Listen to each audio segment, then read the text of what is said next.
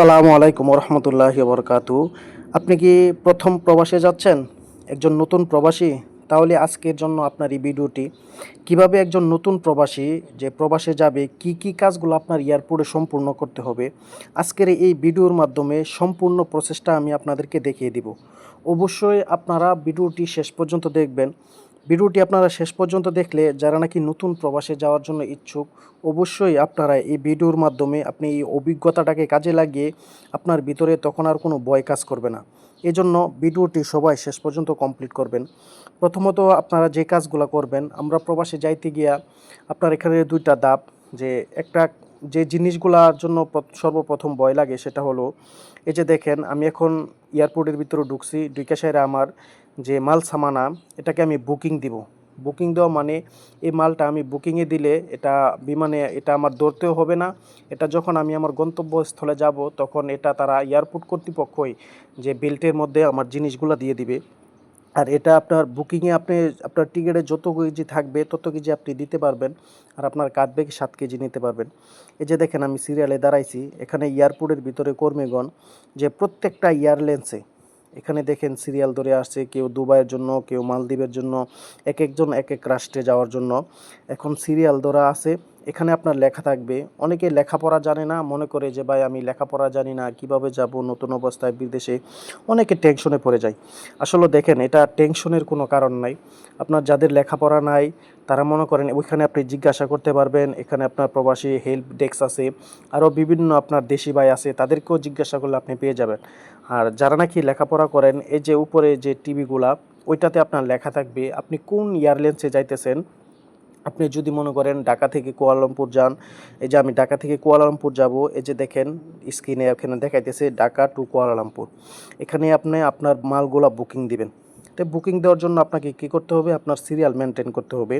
এখানে আপনার serial maintain করে আপনার মালগুলা বুকিং দিতে হবে। তো আমিও সিরিয়ালে ধরে বসে আছি যে কখন আমি মালগুলা বুকিং দিব। আর এই মালগুলা বুকিং দিতে হলে আপনাকে যে মালগুলা বুকিং দিলে আপনার স্ক্রিন করবে।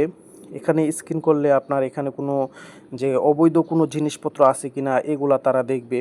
আর এই বুকিংয়ে অনেকের মনে করেন যে কেউ 20 কেজি থাকে, কেউ 30 কেজি থাকে। আপনার টিকিটে আপনার যত কেজি থাকে আপনি তত কেজি দিতে পারবেন। এই যে দেখেন আমি সিরিয়ালে দাঁড়ায় রয়েছি, একজন একজন করে মাল বুকিং দিতেছে।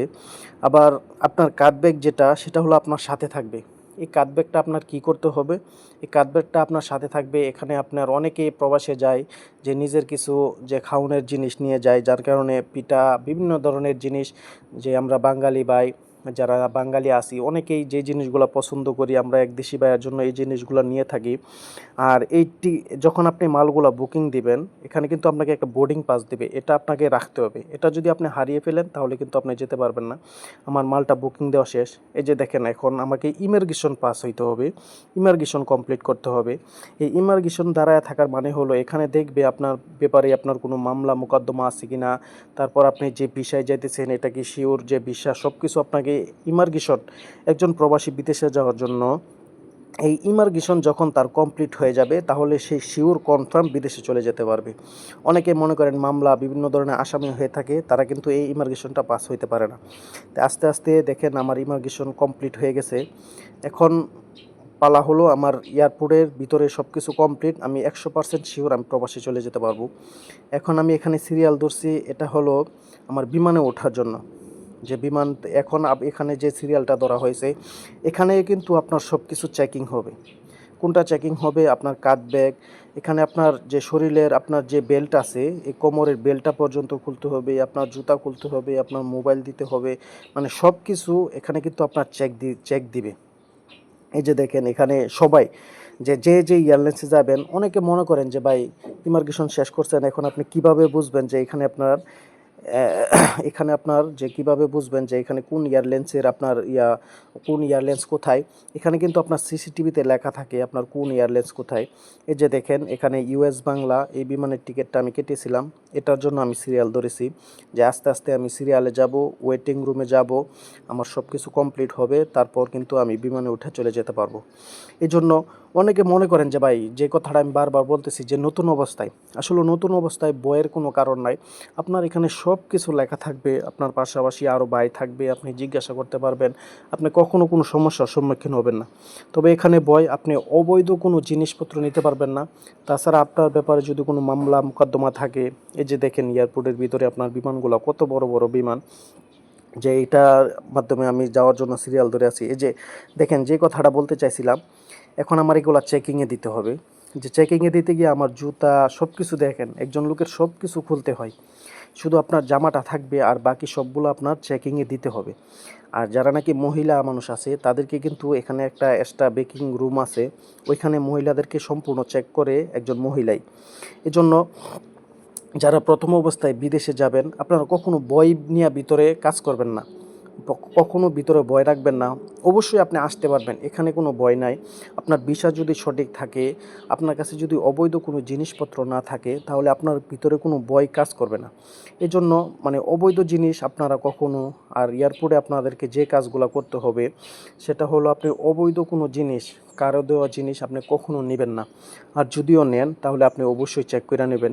একজন মানুষের, একজন লাইফের জীবনটা কিন্তু নষ্ট হয়ে যাবে যদি একজন আপনাকে দিল একটা জিনিস, আপনি চেক করলেন না, সে জিনিসটা অবৈধ, তাহলে কিন্তু আপনার লাইফটাই শেষ হয়ে যাবে।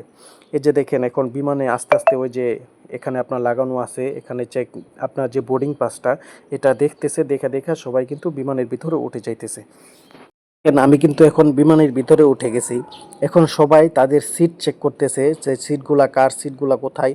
আর এটার ভিতরে আপনি যদি লেখাপড়া না জানেনও, তা আপনার সিটটা যখন আপনার বিমানবালারা দেখবে, তারা কিন্তু দেখে দেখে বলে দিতেছে যে আপনার ওই সিটটা, আপনার ওই সিটটা। আর বিমানে উঠলে অনেকেই চিন্তা করে যে আসলে আমার সিটটা যদি জানালার পাশে পড়তো। এটা অনেকেরই ইচ্ছা, যারা নাকি আমরা বাংলাদেশে আছি সবারই ইচ্ছা।